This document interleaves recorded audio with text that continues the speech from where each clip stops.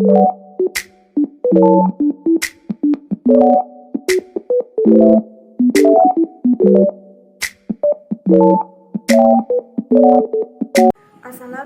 warahmatullahi wabarakatuh. Perkenalkan, nama saya Rosanur Fauzia dengan nomor NIM 1908202021,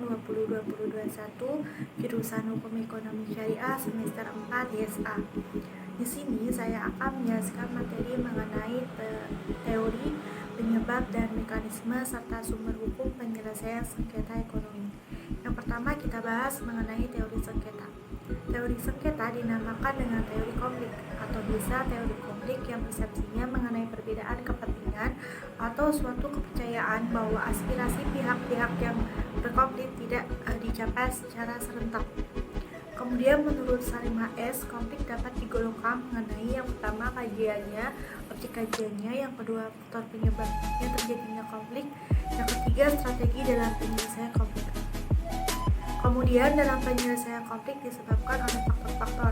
Faktor yang pertama yaitu konflik data, terjadi karena kurangnya informasi, kesalahan informasi, serta adanya perbedaan interpretasi terhadap data. Yang kedua, konflik kepentingan. Konflik ini disebabkan karena adanya perasaan atau tindakan yang bersaing, adanya kepentingan substansi dari para pihak, dan adanya kepentingan prosedur. Kemudian yang ketiga, konflik hubungan. Konflik ini terjadi karena adanya emosional yang kuat, serta adanya kesalahan persepsi dan kesalahan komunikasi. Kemudian yang keempat, mengenai konflik struktur. Konflik ini disebabkan karena pola merusak perilaku dan interaksi, kontrol yang tidak sama, kepemilikan atau distribusi sumber yang tidak sama. Kemudian yang kelima, konflik nilai. Konflik nilai ini disebabkan karena adanya perbedaan kriteria evaluasi, pendapat, serta perilaku, adanya perbedaan pandangan hidup, ideologi, dan agama. Dalam sengketa ekonomi terdapat penyebab terjadinya sengketa. Yang pertama, proses terbentuknya akad disebabkan pada ketidakpahaman dalam proses bisnis karena terjebaknya pada orientasi keuntungan. Kemudian yang kedua, akad atau kontrak sulit dilaksanakan karena para pihak kurang cermat atau kurang berhati-hati ketika melakukan perundingan pendahuluan, atau bisa tidak mempunyai keahlian dan mengonstruksikan norma-norma akad yang pasti, adil, dan efisien, serta kurang mampu mencermati risiko yang potensial akan terjadinya secara sadar, membiarkan potensi itu akan terjadi, serta tidak jujur dan tidak amanah. Mekanisme penyelesaian sengketa di luar pengadilan umumnya dinamakan dengan alternative dispute resolution atau yang disebut dengan ADR, yang merupakan istilah yang pertama kali dimunculkan di Amerika Serikat. Dalam pasal Undang-Undang Nomor 30 Tahun 1999 mengatur mengenai pilihan dalam penyelesaian sengketa melalui cara musyawarah. Kemudian pada prinsipnya penyelesaian sengketa ekonomi syariah dikenal dengan dua istilah. Yang pertama, penyelesaian secara litigasi, yang kedua, penyelesaian secara non-litigasi. Kita bahas mengenai penyelesaian sengketa ekonomi syariah secara litigasi.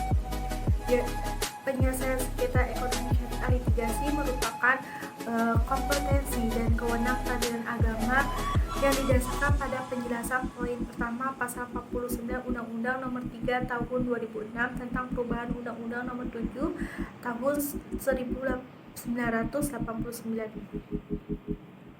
Adapun prosedur penyelesaian sengketa ekonomi syariah di pengadilan agama yaitu yang pertama, mengenai subjek hukum dalam sengketa ekonomi syariah. Subjek hukum biasanya setiap pihak sebagai pendukung hak dan kewajiban.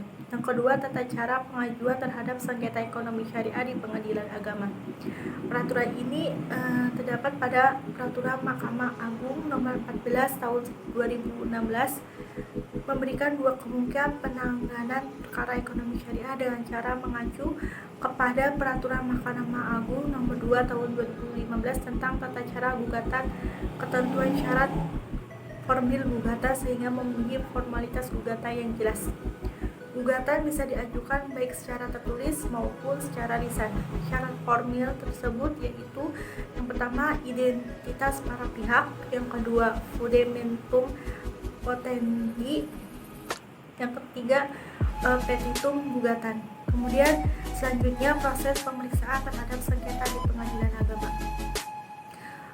Pengajuan gugatan yang sudah diajukan oleh para pihak kemudian oleh pengadilan agama diproses dengan urutannya, yaitu tahap persidangan, pendaftaran perkara, penetapan majelis hakim, kemudian penetapan penunjukan panitera sidang atau panitera pengganti, serta penetapan hari sidang PHS dan pemanggilan para pihak. Di samping itu, kelemahan penyelesaian sengketa secara litigasi sendiri yaitu biasanya penyelesaiannya sangat lambat serta biaya perkara mahal dan pengadilan pada umumnya tidak responsif serta keputusan pengadilan tidak menyelesaikan masalah. Penyelesaian sengketa memiliki beberapa ketentuan yang perlu diperhatikan. Yang pertama, waktu penyelesaian perkara. Yang kedua, pemanggilan para pihak. Yang ketiga, kualifikasi hakim. Yang keempat, pembuktian. Yang kelima, kepastian hakim, kewenang pengadilan agama. Dan yang terakhir, sumber-sumber hukum. Kemudian selanjutnya kita membahas mengenai penyelesaian sengketa non litigasi.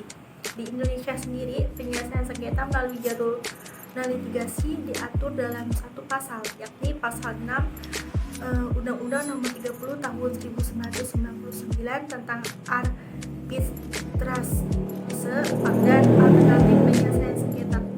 Metode penyelesaian sengketa melalui jalur non litigasi yaitu yang pertama, penyelesaian sengketa melalui negosiasi, yang kedua, penyelesaian sengketa melalui mediasi, yang keempat, penyelesaian sengketa melalui arbitrase, yang keempat, penyelesaian sengketa melalui konsiliasi.